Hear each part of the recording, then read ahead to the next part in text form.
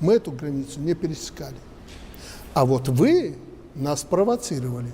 Я рассказывал о 4 подразделениях ваших, в основном вооруженных .У ракетами, которые разместились вдоль границы, далеко до 24 февраля.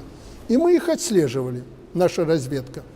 Да, подошли, потом сняли, ну, грубо говоря, сняли брезент, укрытие с ракет, потом развернули ракеты в боевое положение, потом повернули против нас.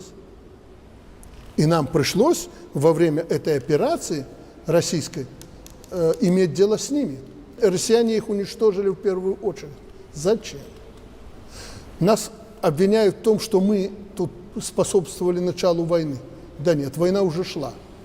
И вы ее развязали, украинцы ее развязали, эту войну против Беларуси.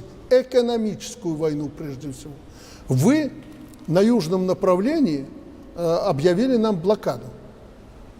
Вы не пускали наши самолеты раньше, чем это сделали европейцы.